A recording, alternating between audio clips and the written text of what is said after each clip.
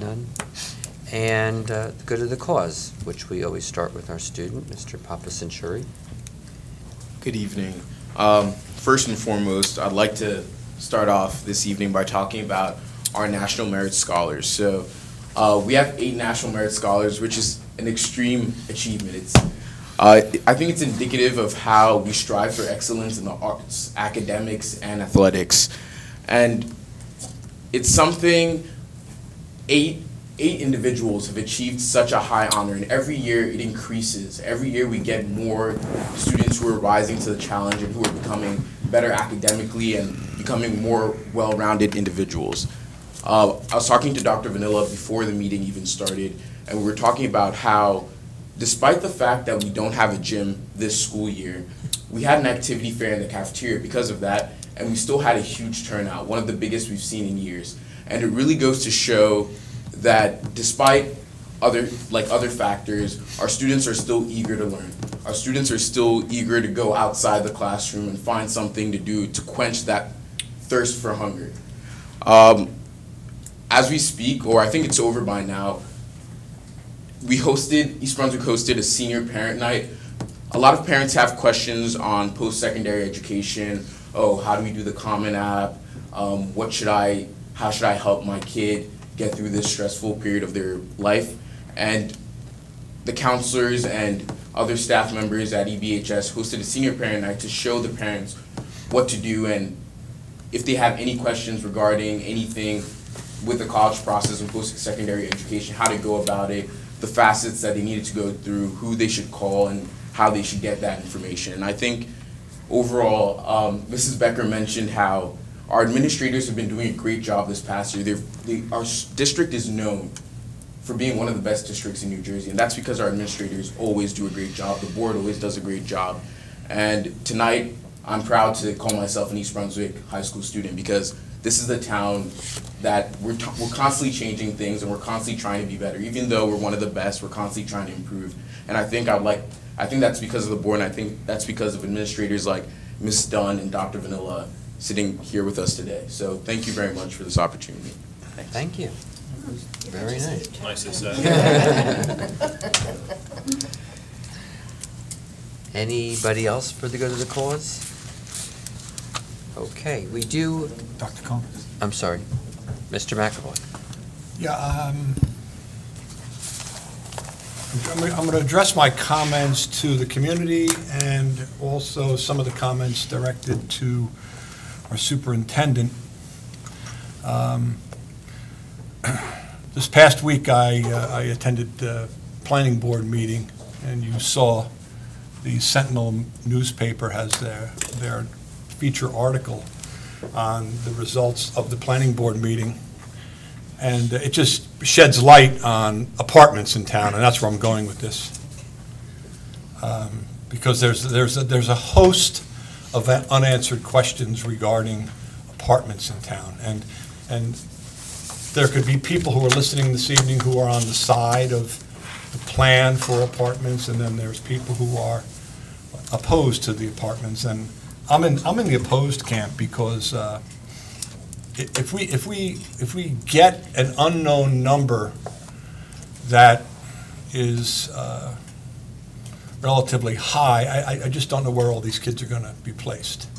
So I go back to the planning board because it resonated some shockwaves as I sat there, because what the other governing body in town has decided is that they've taken 8 tracts of land and they've zoned it for redevelopment.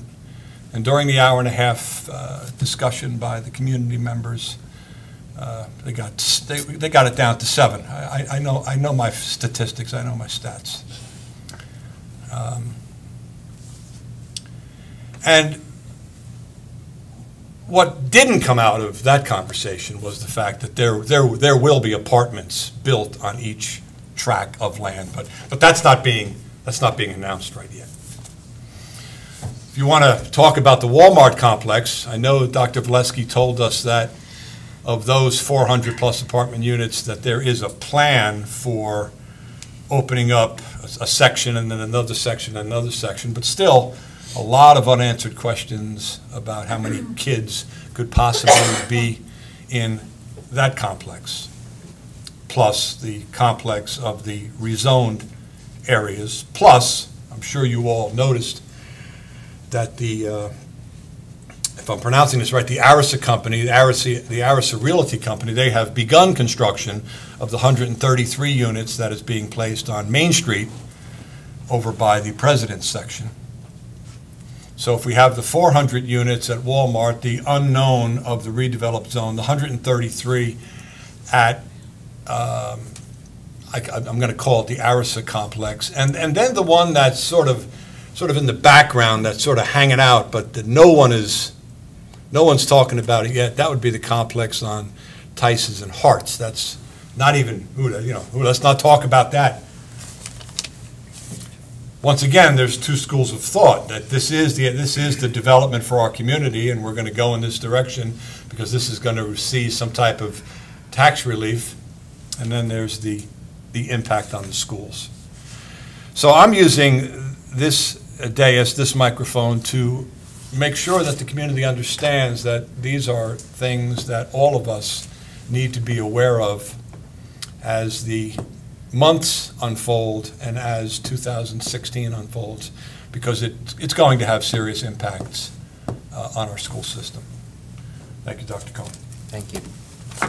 I just want to sort of dovetail with that for a second, and I just want to make clear that people understand the process so that we're not guilty of distorting the actual process.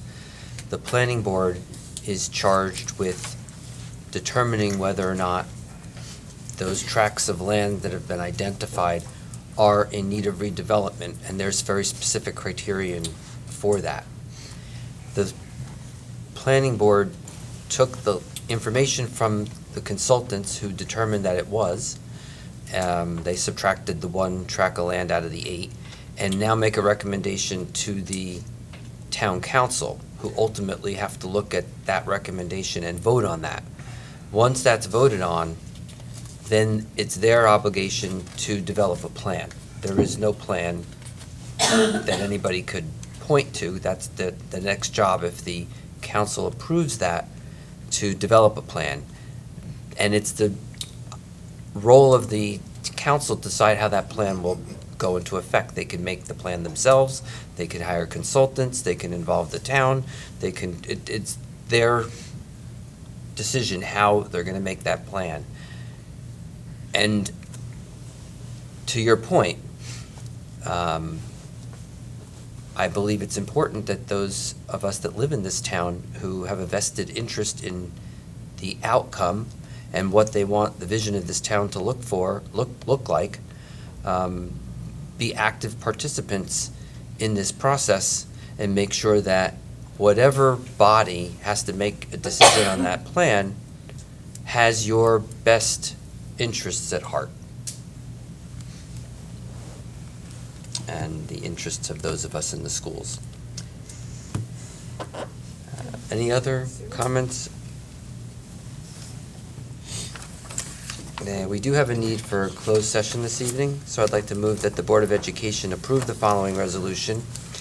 Whereas the Board of Education must discuss matters which are not appropriate for discussion in a public meeting, and whereas these subjects are within the exceptions of the Open Public Meetings Act and are permitted to be disclosed in closed session pursuant to NJSA 10412B, and whereas the Board of Education intends to discuss the following matters.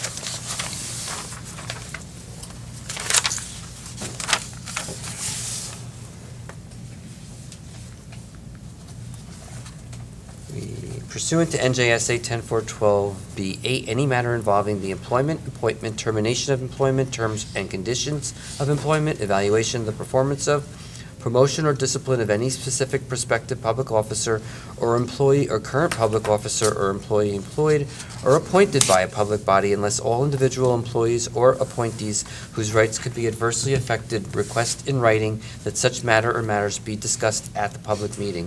The nature of the matter described as specifically as possible without undermining the need for confidentiality is 1, the EBEA grievance number 150501, and employee numbers 10311, 10729, 10956, 1454, 14448, 16492, 2220, 699, 21 427, 22714, and 23944. Whereas the length of the closed session is estimated to be 60 minutes, after which the public meeting of the board shall reconvene and immediately adjourn. Now therefore be it resolved that the East Brunswick Board of Education will recess into closed session for only the aforesaid subjects, and be it further resolved that the East Brunswick Board of Education hereby declares that its discussion of the aforesaid subjects will be made public at a time when the public's interest in disclosure is greater than any privacy or governmental interest being protected from disclosure in accordance with the Open Public Meetings Act. So moved. Mrs. Becker, Mrs. Shaw, is there any discussion? All those in favor? Aye. Opposed or abstentions? Good evening, everybody. Thank you.